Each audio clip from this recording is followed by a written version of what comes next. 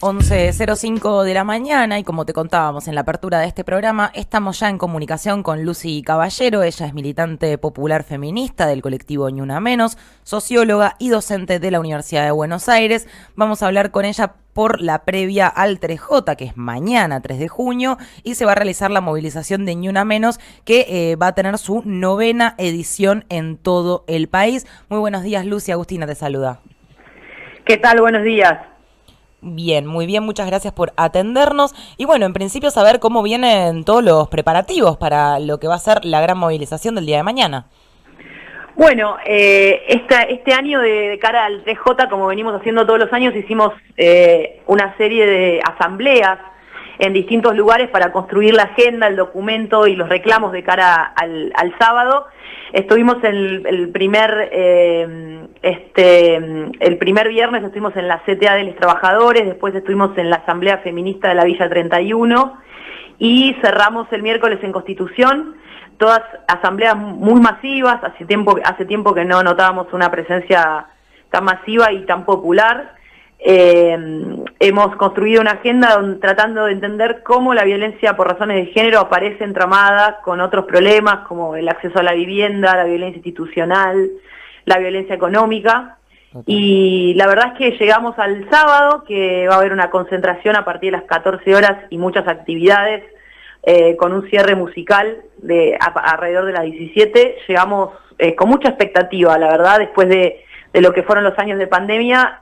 Creo que estamos en el camino de recobrar esa masividad que por ahí se había mermado un poco desde los primeros años.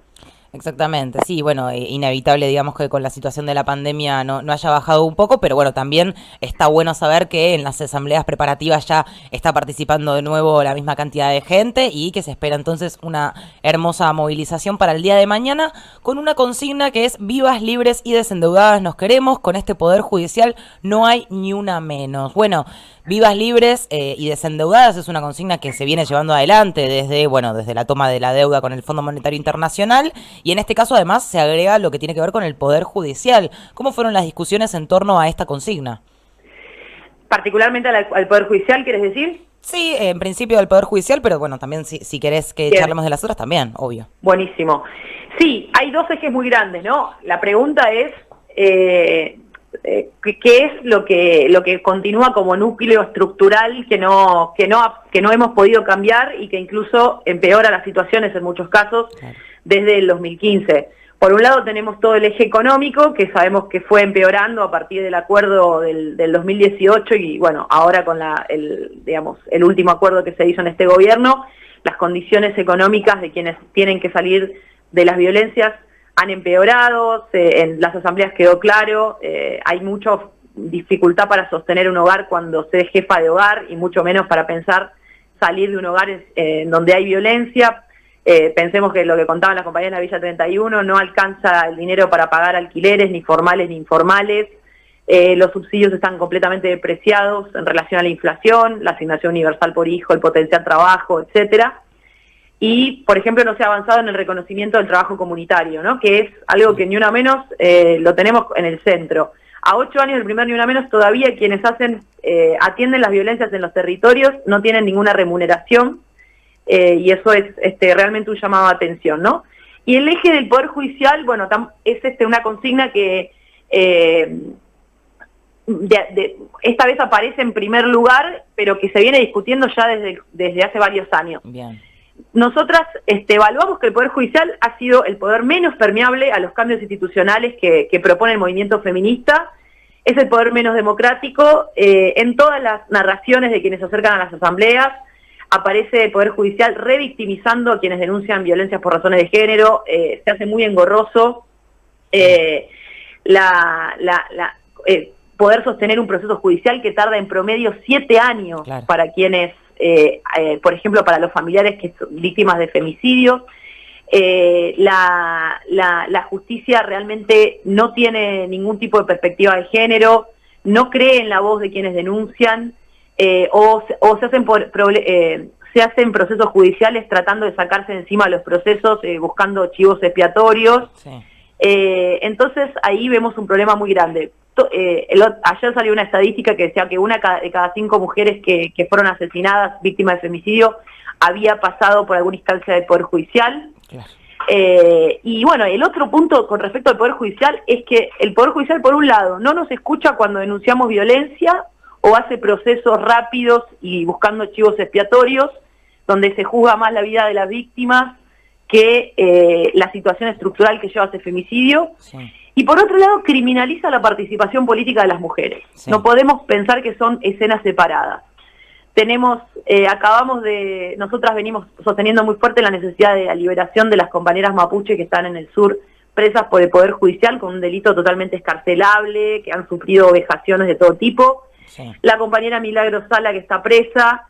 No, es imposible tampoco dejar de relacionarlo con la no investigación del intento de femimagnicidio de la vicepresidenta, que para nosotras es un mensaje sobre qué va a hacer el Poder Judicial cuando los grupos de derecha o ultraderecha ejerzan violencia política sobre nosotras. Entonces, total, el Poder Judicial hoy está actuando de una doble manera, ¿no? Por un lado, revictimizando a quienes denuncian y por otro lado, permitiendo y asegurando impunidad y criminalizando a las mujeres cuando participan en política. Por eso la demanda es, con este Poder Judicial no hay ni una menos, necesitamos avanzar en democratizar al Poder Judicial, apoyamos el juicio político que se está haciendo a la Corte Suprema, que es, la Corte Suprema es la expresión máxima de toda la opacidad que encontramos en el sistema judicial.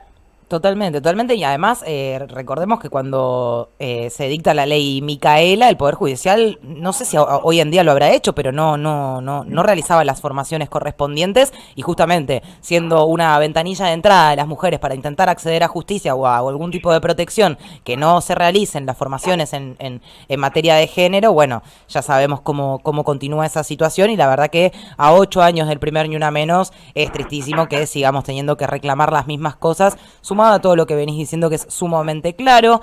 El Observatorio de Femicidios, Adriana Maricel Zambrano, difundió este jueves un informe durísimo, que dice que desde el 3 de junio del 2015, fecha del primer Ni Una Menos, hasta el 28 de mayo de este año, se produjeron 2.282 femicidios vinculados de mujeres y niñas, 58 travesticidios y 214 femicidios vinculados de varones, adultos y niños. ¿Cómo evalúan, digamos, en las distintas asambleas y dentro del Ni Una Menos esta situación que sigue siendo igual de alarmante que el primer día, me parece a mí, que se marchó? Bueno, es un poco lo que decíamos al comienzo, ¿no? Cuando nosotras, y es un trabajo importante que creo que viene haciendo el movimiento feminista. El primer Ni Una Menos en 2015 fue el grito Ni Una Menos, ¿no? Pero teníamos... no habíamos puesto en discusión cuáles son las razones estructurales de esos emergentes que aparecen como cifras de asesinadas, ¿no? Y creo que luego hicimos un ejercicio de decir, bueno, esa cifra expresa una vulnerabilidad de las mujeres en los espacios laborales, que ganan menos, que pueden trabajar menos en el ámbito formal porque tienen que cuidar, porque no pueden salir de situaciones de violencia porque generalmente están atadas en lo económico al agresor. Entonces creo que esa cifra lo que expresa es que hay cuestiones estructurales que no fueron modificadas y estamos luchando contra eso y por eso seguimos. Si bien hubo muchos avances, no alcanza porque necesitamos que cuando hablamos de femicidio estamos hablando de qué hace el Estado con el dinero que recauda, a dónde va ese dinero, si se va a pagar la deuda o si va, por ejemplo, a planes de vivienda con perspectiva de género, si va a remunerar el trabajo de cuidado, a dar servicios públicos de cuidado para generar autonomía o no, qué hace la justicia cuando recibe un caso de violencia de género, y bueno, vemos que hay avances y que eso obviamente lo festejamos. Bueno, sabemos que se consiguió la ley de aborto, el plan Acompañar, la ley Micaela, pero las razones estructurales de esos femicidios continúan intactas, ¿no? Y muestra también que es una violencia muy relacionada con la estructura, la forma en que está organizada nuestra sociedad para producir, para asignar el gasto, para reconocer y desvalorizar otros trabajos, para subordinar políticamente a ciertos cuerpos. Sí. Y entonces creo que eso lo que marca es que tenemos que seguir en las calles, ¿no? No, al contrario de lo que nos dicen a veces, ¿no? ¿para qué salen si la cifra de femicidios está igual? No, justamente porque la cifra de femicidios se mantiene constante y porque las razones estructurales todavía no fueron atacadas con la seriedad que necesitan, es que seguimos marchando y seguimos politizando esta cuestión. Absolutamente. Bueno, y entre las cosas que mencionabas y entre los avances que mencionabas, también aparece la cuestión de que, impensado por allí en el momento en donde se marcha en el 2015 por primera vez, hoy en día contamos con un Ministerio de Mujeres, Género y Diversidades que podemos evaluar su mejor o peor funcionamiento, podemos evaluar si precisa de más presupuesto, qué otras políticas se pueden, pero en principio es una jerarquización de la cuestión y es una jerarquización de que este es un tema importante, y nos encontramos en un año electoral cuando algunos candidatos amenazan con cierres de ministerios y se entiende que el Ministerio de Mujeres, Género y Diversidad, lo han dicho así abiertamente, sería uno de los primeros que buscan eliminar. ¿Qué opinas vos de la necesidad de que exista este ministerio y de aquellos que pretenden cerrarlo? Sí, yo concuerdo completamente con vos. Podemos tener todas las críticas que tenemos al ministerio, incluso la creación del ministerio en sí mismo no era algo que nosotras pedíamos en los documentos, digamos, no decíamos que queríamos necesariamente un ministerio, pero fue una forma en la que el Estado tradujo institucionalmente una demanda callejera. Para nosotros es una institucionalidad que hay que defender, porque cuando se dice que se quieren dar de baja a los ministerios, lo que nos está mandando es un mensaje no solo al ministerio, sino al movimiento feminista, digamos. El mensaje es, se terminó la escucha para ustedes, para sus reclamos, va a significar bajar más aún los presupuestos, y sobre todo porque para nosotros el ministerio estratégicamente sirve para que compañeras que están en esos lugares se puedan meter a discutir con seguridad, con justicia, que pueda aparecer la agenda de género jerarquizada, como vos bien decías. Entonces, nosotras leemos ahí un mensaje hacia el movimiento feminista y por lo tanto ese ataque contra la institucionalidad feminista no lo vamos a permitir. Y otro punto que quería decir es que tenemos que pensar también por qué se le piden tanto al Ministerio de Género, ¿no? Cuando es la institucionalidad con menos presupuesto que ocupan y que menos jerarquizada políticamente está en la estructura del Estado. Y es realmente muy elocuente el ataque sistemático que hay contra ese ministerio, ¿no? Total. ¿Por qué no podríamos decir que no hay una efectividad del Ministerio de Seguridad cuando la cifra de homicidios también se mantiene constante? ¿O por qué no nos metemos con la efectividad del Ministerio de Economía? Cuando la inflación sigue creciendo, tal cual.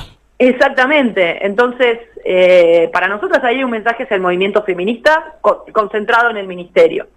Totalmente. Lucy Caballero, estamos conversando respecto de lo que va a ser mañana la marcha, entonces nos querés invitar mañana a partir de las 2 de la tarde, ¿no? A partir de las 2 de la tarde concentramos en Congreso, va a haber lectura de documento, van a hablar familiares, vamos también a tener muchas actividades artísticas, intervenciones, distintas afichadas, va a haber un tendedero de deudores alimentarios. Bueno, va a haber muchas actividades artísticas y va a haber un cierre musical de Sudor Marica, así que, porque también nos festejamos porque estamos luchando, ¿no? Vamos a tener una parte más, digamos, más de duelo, ¿no? Lectura de documento, van a hablar los familiares y también un momento de celebrar que más allá de todas estas adversidades seguimos organizadas y en las calles. Así que les invitamos a todos, hombres, mujeres, maricas, lesbianas, personas trans, travestis, familias, porque nosotras consideramos que si las luchas del movimiento feminista avanzan, vamos a estar mejor todos. Clarísimo, Lucy, nos vemos mañana en las calles. Muchas gracias por hablar con nosotros en Bancate ese defecto. Gracias a ustedes, hasta luego. Estás escuchando Bancate ese defecto.